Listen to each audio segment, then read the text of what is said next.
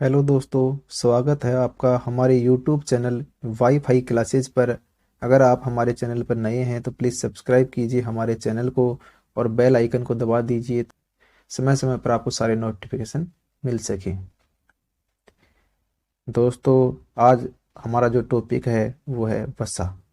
आज हम वसा के बारे में जानेंगे। तो जो वसा है वो क्या है? एक कार्बनिक यौगिक है। जो वसा मीन्स फैट। फैट क्या है? एक कार्बनिक यौगिक है। वसा का निर्माण कार्बन, हाइड्रोजन व ऑक्सीजन से। किससे?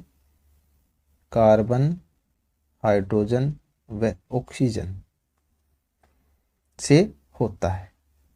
लेकिन जो इनका जो अनुपात है, यानी कार्बन, हाइड्रोजन, ऑक्सीजन का जो अनुपात है वो कैसा है? अनिश्चित है, कोई फिक्स नहीं है, अनिश्चित अनुपात है। लेकिन इसमें जो ऑक्सीजन की मात्रा है वो सबसे कम मात्रा में ये प्रेजेंट होता है। फैट के अंदर ऑक्सीजन सबसे कम मात्रा में उपस्थित होता है। इसके बाद बात करते हैं जो वसा है वो क्या है। तो वसा एक साधारण लिपिड है। क्या है? एक साधारण लिपिड है। साधारण लिपिड को ही हम ट्राइग्लिसराइड कहते हैं। क्या बोलते हैं? ट्राइग्लिसराइड भी कहते हैं। अब जब बात आई है लिपिड्स की, लिपिड्स होते क्या है? तो लिपिड्स ऐसे जैव अणु होते हैं जिनसे बहुत अधिक मात्रा में एनर्जी प्राप्त होती है।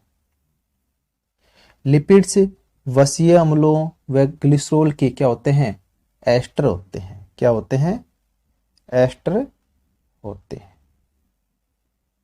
किसके?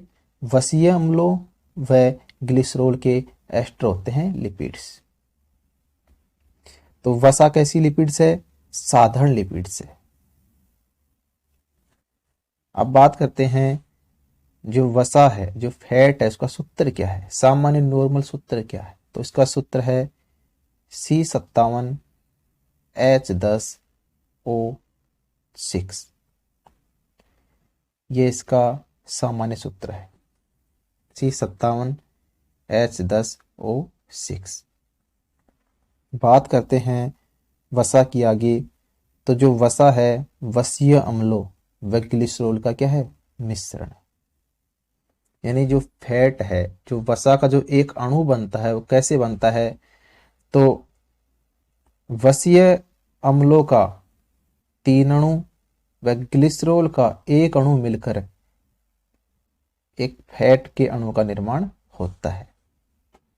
तो 3:1 ये किसका रेशियो है? वसीय अम्लों व ग्लिसरॉल का रेशियो है। इस अनुपात में मिलकर वसा का निर्माण होता है। अब बात करते हैं कि वसीय अम्ल यानी फैटी एसिड ये होते क्या हैं, कितने प्रकार के होते हैं? तो जो वसीय अम्ल होते हैं वो 2 प्रकार के होते हैं फ्रेंड्स। कितने प्रकार के? 2 प्रकार के। जो फैटी एसिड होते हैं वो 2 प्रकार के होते हैं। सबसे पहले बात करते हैं संतृप्त वसीय अम्ल। सैचुरेटेड फैटी एसिड होते क्या है? तो संतृप्त वसीय अम्लों में कार्बन कार्बन के मध्य एकल बंध पाया जाता है, यानी सिंगल बॉन्ड पाया जाता है। कार्बन कार्बन के मध्य सिंगल बॉन्डिंग होती है। सबसे पहली बात, जो संतृप्त वसीय अम्ल होते हैं वो सामान्य तापक्रम पर, किस टेम्परेचर पर? सामान्य टेम्परेचर पे, यानी 20 डिग्री सेल्सियस पर ठोस अवस्था में प्रेजेंट होते हैं। कितने डिग्री पर? 20 डिग्री सेंटीग्रेड पर। ये किस अवस्था में मिलेंगे हमें? ठोस अवस्था में मिलेंगे, सॉलिड मिलेंगे। अब बात करते हैं जितने भी एनिमल्स फैट हैं, यानी जानवरों से प्राप्त होने वाले जितने भी वसाएं हैं वो सारी क्या हैं? संतृप्त वसीय अम्ल है। इसका अर्थ ये हुआ कि हम कैसे पहचाने कि कोई भी वसा संतृप्त वसा है या फिर असंतृप्त वसा। तो जैसे ही हम टेम्परेचर क्या करते हैं, लो करते हैं, ये टेम्परेचर जैसे ही क्या होगा, लो होगा, और जो फैट है वो क्या हो जाए, जम जाए। टेम्परेचर के कम होते ही अगर फैट जम जाता है तो वो कहलाएगा संतृप्त वसीय अम्ल। अगर टेम्परेचर लो हो लेकिन वो जमे नहीं तो वो कहलाएगा असंतृप्त वसीय अम्ल। इस प्रकार संतृप्त वसीय अम्लों की व असंतृप्त वसीय अम्लों की हम पहचान कर लेते हैं। हमें यह भी ध्यान रखना है जो संतृप्त वसीय अम्ल हैं वो जानवरों की वसाओं से ही प्राप्त होते हैं। इनमें कार्बन कार्बन के मध्य एकल बंध पाया जाता है। तो एनिमल्स फैट में मक्खन और घी, इसके अलावा मोम, ठीक है फ्रेंड्स, ये सारे इसके अंदर आते हैं। अब बात करते हैं मक्खन की। जो मक्खन होता है उसके अंदर कौन सा वसीय अम्ल उपस्थित होता है, तो उसका नाम है ब्यूटायरिक अम्ल। तो आपको ये ध्यान रखना है कि मक्खन के अंदर पाया जाने वाला वसीय अम्ल है ब्यूटायरिक अम्ल। इसी ब्यूटायरिक अम्ल के कारण मक्खन में विशेष प्रकार की क्या आती है, खुशबू आती है।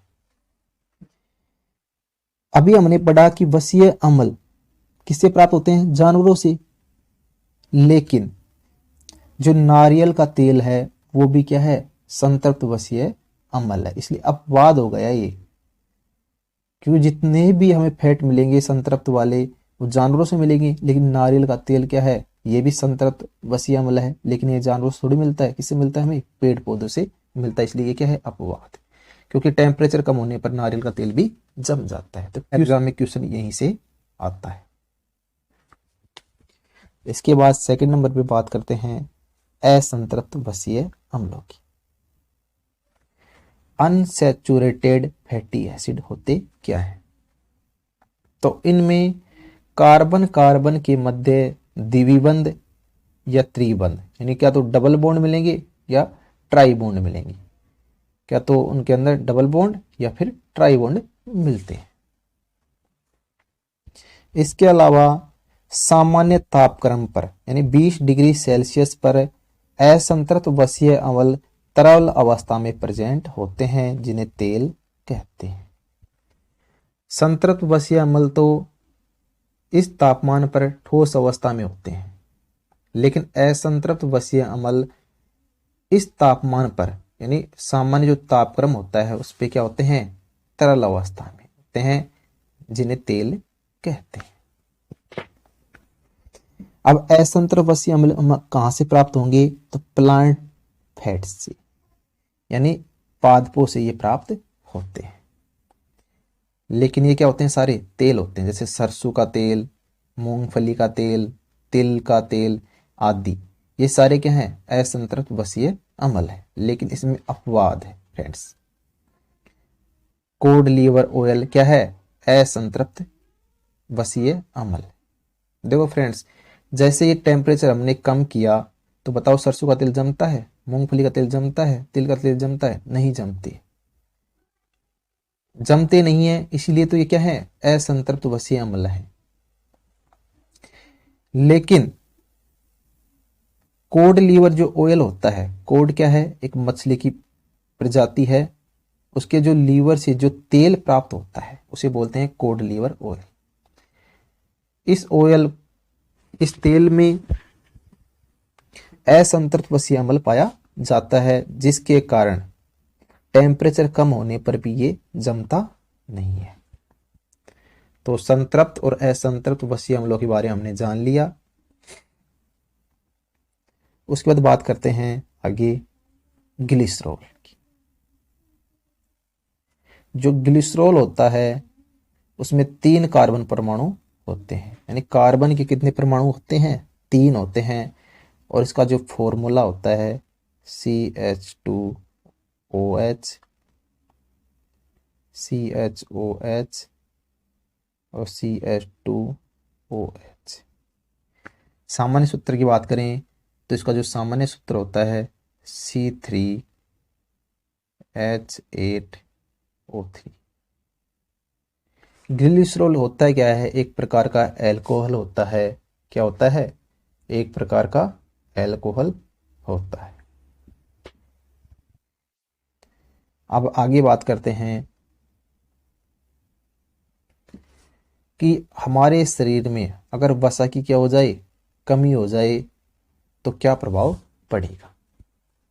शरीर के अंदर अगर वसा की कमी हो जाती है तो जो हमारी स्किन है, जो त्वचा है, रूखी वह शुष्क हो जाती है, उसमें नमी नहीं रह पाती। और जो हमारे शरीर में जो वजन है उसमें भी क्या हो जाती है, कमी हो जाती है। तो शरीर में वसा की अधिकता हो जाए तो फिर क्या होगा, तो फिर होगा मोटापा, यानी शरीर क्या हो जाएगा, मोटा हो जाएगा। अब शरीर मोटा किस कारण से होता है? तो एडिपोज उत्तक में वसा इकट्ठी होने पर मोटापा बढ़ता है। तो उस उत्तक का नाम हमें याद रखना है, एडिपोज उत्तक। कौन सा उत्तक? एडिपोज उत्तक। इस उत्तक में क्या होता है, फैट जमा हो जाता है फ्रेंड्स। जब इस उत्तक में फैट जमा होता है तो हमारे शरीर में मोटापा बढ़ने लग जाता है। ये उत्तक कहाँ प्रेजेंट होता है? तो हमारी त्वचा के नीचे ये उत्तक प्रेजेंट होता है। इसके बाद बात करते हैं BMI की, यानी BMI होता है क्या है? तो B का अर्थ होता है बॉडी, M का अर्थ होता है मास, I का मतलब इंडेक्स, शरीर भार सूचकांक। तो BMI का अर्थ होता है मानव शरीर की लंबाई व भार का अनुपात, यानी शरीर की लंबाई के अनुसार भार का अनुपात लिया जाता है। उसके बाद बात करते हैं आगे, शरीर में वसा फैट का संश्लेषण माइटोकॉन्ड्रिया में होता है। तो एग्जाम में अगर क्वेश्चन आए कि वसा का संश्लेषण हमारे शरीर में कहां पर होता है, तो वो होता है माइटोकॉन्ड्रिया में। वसा जल में अविलय होती है, यानी जल में घुलती नहीं है, उसके ऊपर तैरने लग जाती है। तो विलय किस में होती है? बेंजीन में, क्लोरोफॉर्म में, इनमें क्या होती है, ईथर में, इनमें विलय होती है, घुल जाती है। हमें वसा कहाँ से मिलती है? तो घी से, मक्खन से, बादाम से, पनीर से, वनस्पति तेलों से और कोड लीवर ऑयल से, इन सभी से हमें वसा प्राप्त होती है। अब बात करते हैं कार्यों की कि तो पहला कार्य है वसा का शरीर के ताप को नियंत्रित करने का कार्य। इसका अर्थ हुआ फ्रेंड्स कि जो हमारी जो त्वचा होती है, स्किन होती है, क्या होती है, स्किन, इसके नीचे जो वसा होती है वो जमा हो जाती है। जब वसा जमा हो जाती है तो एक परत बना लेती है और यह परत हीट इंसुलेटर का काम करती है। हीट किसका काम करती है? इंसुलेटर का काम करती है।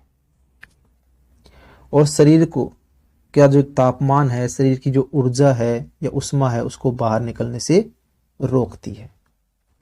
तो इस प्रकार यह शरीर के ताप को नियंत्रित करने का कार्य करती है। उसके बाद सेकंड नंबर है शरीर को ऊर्जा प्रदान करती है। क्या करती है? शरीर को ऊर्जा प्रदान करती है। इसके अलावा थर्ड नंबर का कार्य है शरीर के कोमल अंगों को सुरक्षा प्रदान करना। हमारे शरीर के जितने भी कोमल अंग हैं उन सभी को सुरक्षा प्रदान कौन करता है? वसा करती है। क्योंकि यह हमारे शरीर में किसकी तरह कार्य करती है? एक गद्दी की तरह कार्य करती है। और चोट लगने पर, सर्दी में, गर्मी में, किसी रगड़ से, इन सभी से जो शरीर के जितने भी कोमल अंग हैं उनकी रक्षा करती है। विटामिन के अवशोषण में सहायक। फ्रेंड्स, जो भी विटामिन, कौन कौन से? Vitamin A, vitamin D, vitamin E और विटामिन के, ये सारे विटामिन किस में घुलते हैं? फैट के अंदर घुलते हैं फ्रेंड्स, वसा के अंदर घुलते हैं। जब शरीर में अगर वसा की कमी हो जाएगी तो विटामिन ए, डी, ई, के, इनकी भी कमी हो जाती है। तो इनके अवशोषण के लिए vitamin A, vitamin D, vitamin E और विटामिन के अवशोषण के लिए किसकी आवश्यकता होती है? फैट की आवश्यकता होती है। उसके अलावा अगला कार्य है स्किन को चिकना, चमकदार व स्वस्थ बनाए रखने में सहायता करती है। हमारी जो स्किन होती है, स्किन में तेल ग्रंथियां होती हैं जिनके द्वारा तेल का स्त्रावण किया जाता है। जब हमारी स्किन से जब तेल निकलता है तो उससे हमारी जो त्वचा का जो रूखापन है वो समाप्त हो जाता है, जिससे हमारी त्वचा क्या होती है? चमकदार और चिकनी बनी रहती है। आगे बात करते हैं कोलेस्ट्रॉल की। जो कोलेस्ट्रॉल होता है वह हमारे शरीर के लिए बहुत ज़्यादा आवश्यक होता है। आवश्यक क्यों होता है? क्योंकि कोलेस्ट्रॉल के कारण ही हमारे शरीर में विटामिन डी का निर्माण हो पाता है। कोलेस्ट्रॉल के कारण ही पित्तरस का निर्माण हो पाता है। किसका? पित्तरस का निर्माण हो पाता है। और कोलेस्ट्रॉल के कारण ही यौन हार्मोन का निर्माण भी हो पाता है। यौन हार्मोन का निर्माण भी कोलेस्ट्रॉल के कारण ही हो पाता है। तो हमारे शरीर में महत्वपूर्ण उत्पादों के निर्माण के लिए कोलेस्ट्रॉल की बहुत ज़्यादा आवश्यकता होती है। लेकिन अगर कोलेस्ट्रॉल की मात्रा हमारे शरीर में क्या हो जाए? एक लिमिट से ज़्यादा हो जाए तो फिर हमारे शरीर के लिए क्या होता है? कोलेस्ट्रॉल एक नुकसानदायक होता है। तो हमारा जो ब्लड है उस ब्लड के अंदर इसकी जो मात्रा है वो 150 से और 200, कितनी फ्रेंड्स? 150 से 200 mg प्रति 100 ml ब्लड होती है। क्या होती है? प्रति 100 ml ब्लड होती है। अगर इस मात्रा से ज़्यादा कोलेस्ट्रॉल हो जाए प्रति 100 ml ब्लड में तो फिर ये हमारे लिए नुकसानदायक होगा, क्योंकि जब इसकी मात्रा ज़्यादा हो जाएगी तो ये जो कोलेस्ट्रॉल है जो धमनियां हैं उनमें जाके जमा होने लग जाएगा, और जमा होने पर जो धमनियां हैं जब क्या हो जाएंगी? ब्लॉक हो जाएंगी, तो उससे हार्ट अटैक का खतरा बन जाता है और अटैक आ भी सकता है और आ जाता है। अब ये कोलेस्ट्रॉल मिलता कहाँ से है? यानी किस किस के अंदर ये कोलेस्ट्रॉल पाया जाता है अधिक मात्रा में? तो अंडे का जो पीला भाग होता है फ्रेंड्स, जो अंडा हम खाते हैं, अंडे का जो बीच का जो पीला भाग होता है उस पीले भाग में भी कोलेस्ट्रॉल की मात्रा ज़्यादा होती है। इसके अलावा मक्खन में, घी में, पनीर में, मांस में, लीवर में, इनमें भी अधिक मात्रा में पाया जाता है। अब बात करते हैं इसके बाद कुछ नोट्स की, कुछ इंपॉर्टेंट बातों की। तो जो वनस्पति तेल होता है, वनस्पति तेल यानी पेड़ पौधों से प्राप्त तेल, इस तेल की अभिक्रिया अगर हम किससे करवा देते हैं? हाइड्रोजन से करवा देते हैं। ठीक है फ्रेंड्स, वनस्पति तेल की अभिक्रिया किससे करवा रहे हैं? हाइड्रोजन से करवा रहे हैं। और किसकी प्रेजेंस में करवा रहे हैं? निकल उत्प्रेरक की प्रेजेंस में। तो उत्प्रेरक का आपको ध्यान रखना है, निकल उत्प्रेरक की प्रेजेंस में। और टेम्परेचर कितना रख रहे हैं? 120 डिग्री सेल्सियस टेम्परेचर। तो फिर क्या बन रहा है? वनस्पति घी बन रहा है फ्रेंड्स। यानी वनस्पति तेल की अभिक्रिया हाइड्रोजन की उपस्थिति में निकल उत्प्रेरक की उपस्थिति में करवाने पर, और टेम्परेचर कितना होगा? 120 डिग्री सेल्सियस पर करवाने पर किसका निर्माण हो रहा है? वनस्पति घी का निर्माण, यानी डालडा घी आपने सुना होगा, उसका निर्माण हो जाता है। तो इस अभिक्रिया को क्या बोलते हैं? हाइड्रोजनीकरण अभिक्रिया कहते हैं फ्रेंड्स। क्या बोलते हैं इसको? हाइड्रोजनीकरण अभिक्रिया भी कहते हैं। तो आपको ध्यान रखना है, हाइड्रोजनीकरण अभिक्रिया में किस उत्प्रेरक का यूज किया जाता है? निकल उत्प्रेरक। यह अभिक्रिया कितने डिग्री टेम्परेचर पर होती है? 120 डिग्री टेम्परेचर पर। जो वनस्पति जो तेल होते हैं वो कैसे होते हैं? जो वनस्पति तेल होते हैं वो होते हैं असंतृप्त वसीय अम्ल। कैसे होते हैं?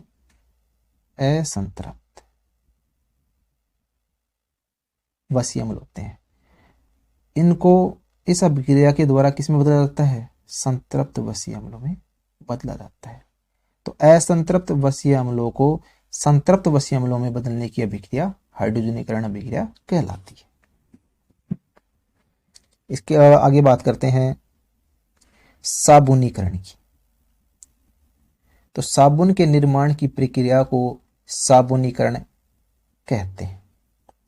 इसमें होता है क्या है, जो वसा है, वसा के साथ जब क्षारीय पदार्थों की, सबसे पहले बात करते हैं सोडियम हाइड्रोक्साइड NaOH की अभिक्रिया जब वसा के साथ करवाते हैं तो C17H35COONA क्या बनती है? साबुन बनती है। साथ में जो द्वितीय उत्पाद बनता है वो होता है ग्लिसरॉल। क्या बनता है द्वितीय उत्पाद? ग्लिसरॉल। और यह साबुन कैसी है? कपड़े धोने की साबुन बनती है। अगर हम बात करें वसा की और वसा के साथ अभिक्रिया कराएं KOH पोटेशियम हाइड्रोक्साइड की, तो क्या बनेगा? C17H35COOK साबुन बनेगा। और द्वितीय उत्पाद क्या बनेगा? ग्लिसरॉल। लेकिन ये जो साबुन बनेगा वो कैसा साबुन होगा? सोप होगा, यानी नहाने का साबुन बनेगा। तो आपको ध्यान रखना है, अगर वसा के साथ सोडियम हाइड्रोक्साइड की अभिक्रिया कराएंगे तो कपड़े धोने का साबुन बनेगा, और पोटेशियम हाइड्रोक्साइड की अभिक्रिया कराएंगे तो नहाने का साबुन बनेगा। और जो सेकंड उत्पाद होगा वो होगा ग्लिसरॉल। क्या होगा? ग्लिसरॉल। तो आपको ये ध्यान रखना। इस प्रकार हमने फैट्स मीन्स वसा के बारे में अध्ययन किया। अगर फ्रेंड्स हमारा ये वीडियो, ये कंटेंट आपको पसंद आ रहा है तो इस वीडियो को लाइक करें और अपने दोस्तों के साथ शेयर करें।